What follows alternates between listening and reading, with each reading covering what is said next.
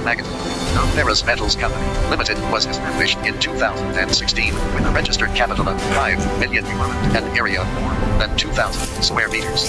Our company has 40 employees, of which college and above education staff account for 80%. Under the leadership of General Manager Joseph Lam and Vice General Manager Sherman Liu, we are engaged in tungsten, molybdenum, tantalum, zirconium, and other non-ferrous metal products finishing and domestic and foreign trade. The company has 6 CNC lathes, 2 surface grinding machines, 1 cylindrical grinding machine, 3 heat treatment furnaces, more than 10 linear cutting machines, 2 rolling mills, 1 press machine, 1 laser marking machine.